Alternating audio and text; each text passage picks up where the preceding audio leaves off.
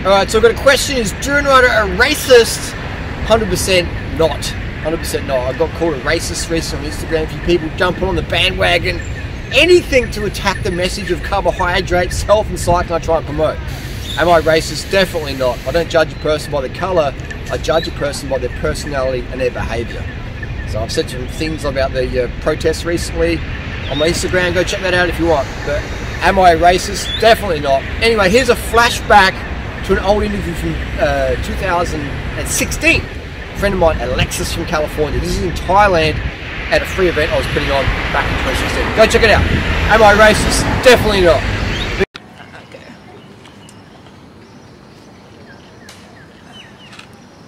Alright.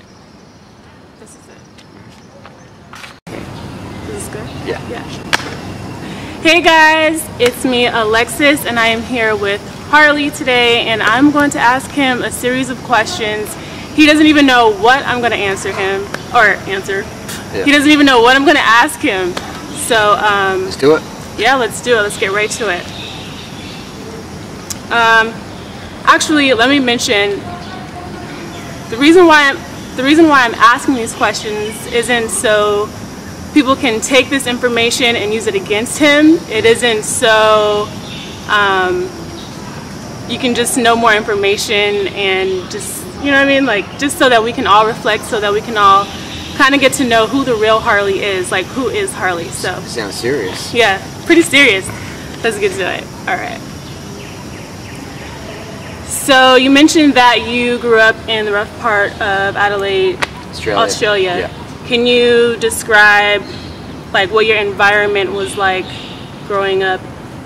Did you grow up there the entire time? Yeah, I spent a lot of time there. Basically, I mean, all my issues in childhood are pretty much first world problems. Like, there was never any landmines to worry about. There was never any bombs being dropped on my house, or it was just standard first world problems that we have in the US or Australia, like just crime and like, you know, graffiti, shoplifting, stabbings, juvenile detention, just the standard, you know, bread and vegan margarine, bread and vegan butter issues that most teenagers in Australia or the US are exposed to at some point in their life.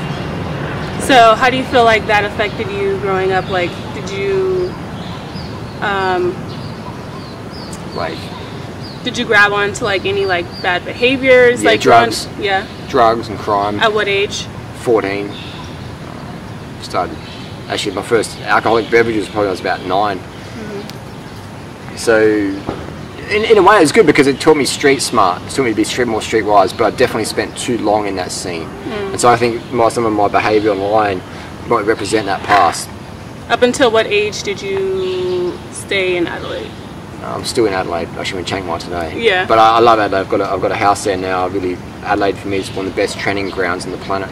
Just the internet's pretty sucky compared to Chiang Mai here. So I'm still in Adelaide. I'll really always be part of Adelaide, part of my life. Really enjoy it. Great training, great training. I wish I got into training when I was a kid earlier, because there's some beauty in Adelaide. All right. Can you describe what excuse me?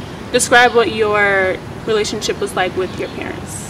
My dad left when I was about 1 year of age, so I never really got to see him that much. He's passed away now. But when I got older, we had a better relationship. And my mother as well. I was just a standard ungrateful, spoiled brat. You know, my mum would do a lot of hard work for me. I'd just be, you know, just really rude and very ungrateful. And eventually she kicked me out when I was 17 and just said, enough's enough. You go do your thing. There's a restraining order, come back, police gonna arrest you. Why do you feel like you were ungrateful? Like, why did that develop in your relationship with her? I was just a little terror. I don't even know why. I think it was just, it was the food I was eating or what, but just McDonald's. I don't know. Why did people become so ungrateful? I think I was just spoiled. You know, my mum did the best she could. She loved me a lot, and she did the best of the tools she had. And I was just so ungrateful. You know, she'd come home late and get in trouble at school and just break a lot of the rules that she was trying to set to have a positive household. So I was off the rails pretty hard. But now me and my mum, we talk most days on email. She started email in 2016, first time ever. So pretty much in my inbox there's a photo or a video from my mum. And mum, before I watch this video, hey mum, you know, hey mum. It's really rad that My mum's actually on YouTube now. She watches everyone's videos. She does all the gossip, all the drama, and it's pretty cool. It's pretty random. Did you, in the little bit of time that you got to know your dad, you said you guys got a little bit got a little closer. Yeah. Did you get to learn more about his personality? Like, did you see any similarities in your personality? Yeah, definitely. But he never really wanted to have children, but my mum did, and my mum thought, you know, by having children he might want to get closer, but their relationship ended pretty soon after I was born. And so my dad was more of a bachelor sort of guy, and that sort of lifestyle I also enjoy living. But he also was into sort of cycling a bit and healthy eating, so some of those things played. And some of my mum was into healthy eating as well, so some of those seeds were planted in me, even though I was definitely off the rails. Part of that was still planted. I think that's what made my lifestyle a bit more passionate now, because I sort of started with that at an early age. Just little seeds, nothing about veganism. I didn't know what vegan was until I was maybe 21, April 2001. Maybe 24 when vegan went. Okay. What personality traits do you think you have from both your mom and your dad? Personality traits, just to clarify, I was actually 24 when I went vegan, April 2001, and that's when I first learned about vegan. It was in April 2001 when I was 24. So so many people got a big head start on me. Personality traits from my mom and my dad's probably persistence. Like, I saw how hard my mum worked as a single mum. She was just getting it done. She was getting credit card debt, and then she'd work night shifts and cleaning and just waiting tables, just doing it just to get it done. Daycare, stuff like that. So I saw that perseverance, and to see when you witness that every day, it's going to rub off on you at some point. So I think I've definitely developed the perseverance from my mum, which is a great virtue to have. And what about your dad? My dad would probably be just a simple living. You know, just simple living. Used to cut a very unsafe thing to do, but he would cut holes in his motorbike tyres to extend the tread life, the tread pattern, because he was just too stingy to buy new tyres. I'm not that stingy, but I see the environmental benefits of using a product till it's done versus just chucking it to landfill. So I try and use everything till it's done, or recycle it, or give it away, or whatever. So that sort of thriftiness, simple living, saw that from my dad. Would you say that your childhood was, quote, traumatic in any kind of way? And, you know, whether that's having an absent father or some of the problems that you may have created upon yourself, like, would you say that it was traumatic in any? I would say, I mean, it depends what definition. Not comparing yourself to any other kid, like just. Well, yeah, I mean, as a kid it's traumatic. As an adult looking back, it pales in comparison to what other people go through in other parts of the world. So I look at my past, and to process that, I compare my past trauma to what people go through every day in Cambodia or Rwanda or, you know, all these other countries where it's pretty hardcore living. And I think, well, what I had I wouldn't want again, I wouldn't wish on anyone else, but it happened, it's in the past, and there's people around the world today who go through a zillion times more adversity, and they still wake up, they still smile, they still get it done. And for those people I'm inspired by. I'm seeing that even in Chiang Mai. Yeah, I mean, you see some people with burns, victims and stuff like that, they still do get that done. So I just really can't feel sorry for myself anymore. Even though some people say, hey, you should feel sorry for yourself, what you had was trauma or whatever. I don't buy into that, because buying into that means you become a victim and you feel sorry for yourself, and then you won't get anything done in life. And the worst thing we can be for victims is be a victim. The best thing to do for victims is not be one. So learn from the past, that happened, move on, live in the moment. Alright, so the question that everyone wants to know: who the fuck is the real Durianrider? Who's the real Durianrider? Yeah, like there's this contrast between, like, I've met you, I've known you for almost a month now being here, and I've witnessed you being giving, helping people out. My first day up Doi Sutet, you came, you checked out my whack ass handlebars that was on, it wasn't on properly.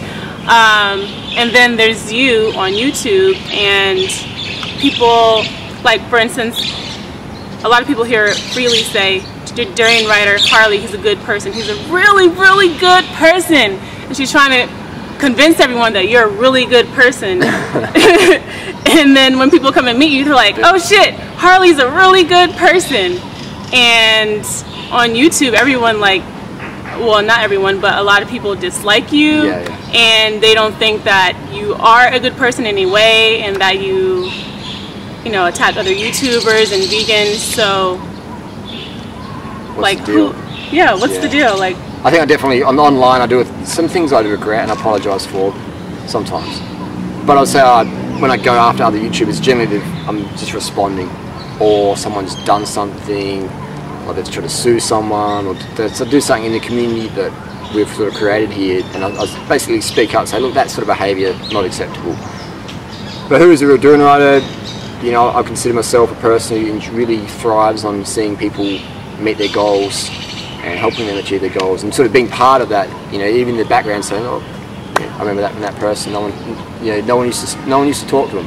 No one used to give them the time of day. They were maybe overweight, out of shape, and people just judged them harshly. And no one used to talk to them. No one gave them compliments. No one ever cared what they had to say. But I could see something in that person, and I felt good to be part of their success, and I enjoy that. And I think everyone's got gifts.